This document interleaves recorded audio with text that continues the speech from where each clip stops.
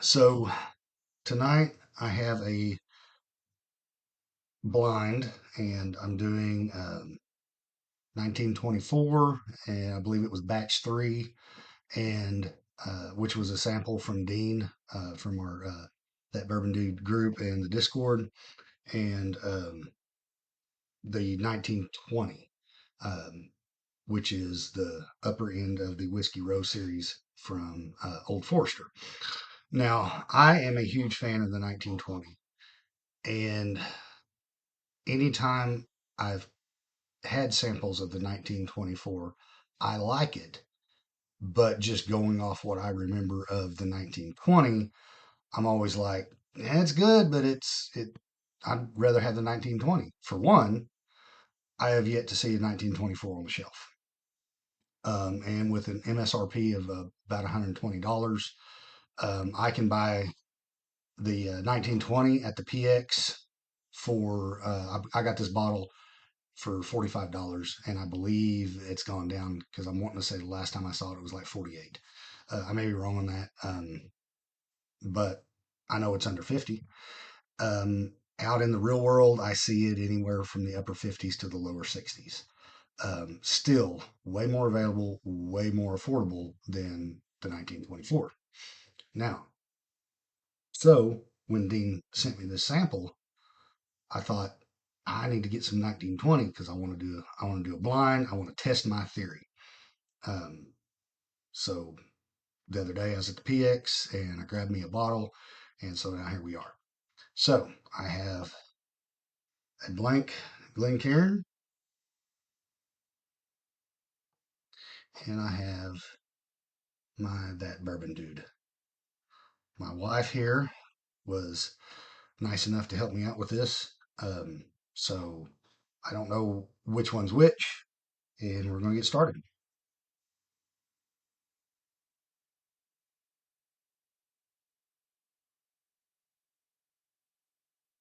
Smell familiar?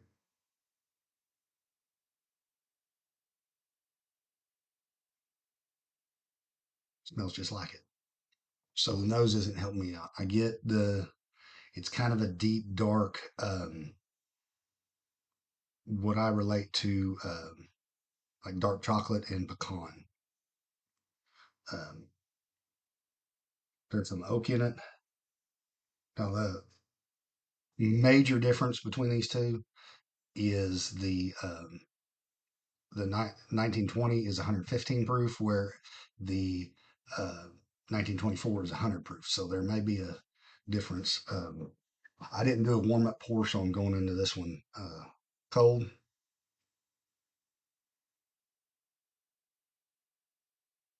I was guessing. I'd almost say this is the 1920, but then this smells so close to it.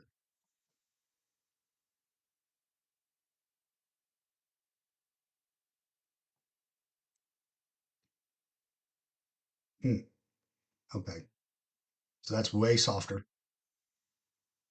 It's good. I get the typical oak, a little caramel, a little vanilla, very soft. I may have been wrong on the nose. We'll see.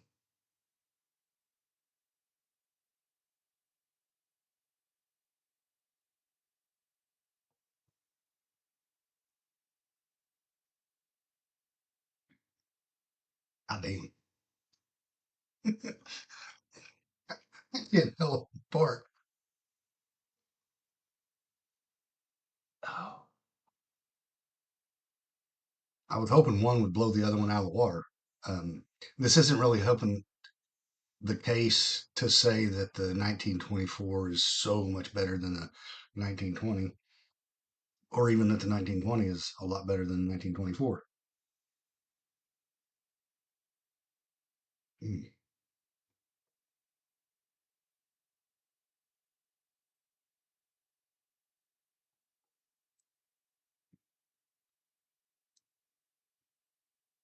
mm.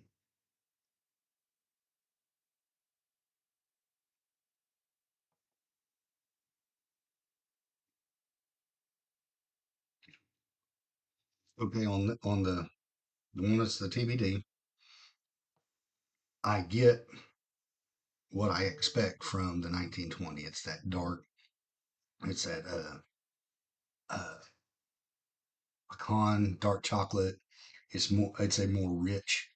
Um, it's a more rich note.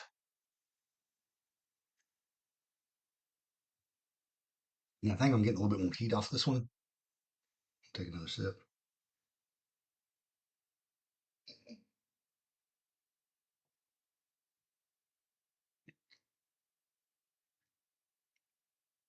Can't tell.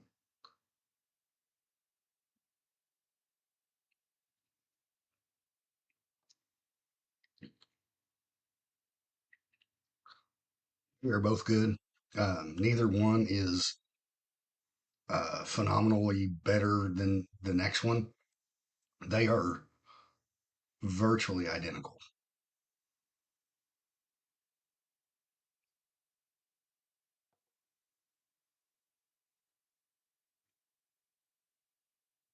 But I'm going to say that my preference was the that bourbon dude. I am guessing it's the 1920. This blank one is very good, um, but I think if I'm right, then I just proved that I do prefer the 1920. Um, and I'm hoping that I did because I can't afford a 1924. So what we do?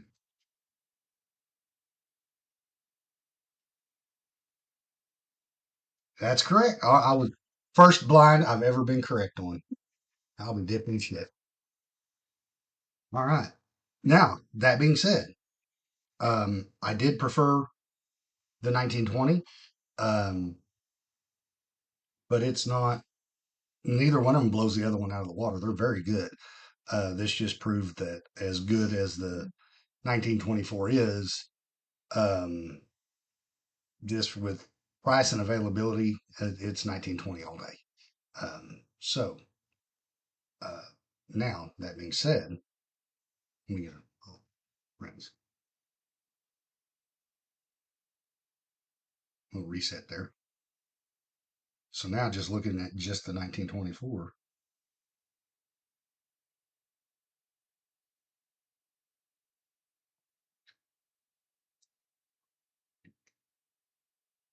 yeah, it's good, but I get so much more flavor. This is just oak and low caramel, typical bourbon. You can tell it's from the Whiskey Row.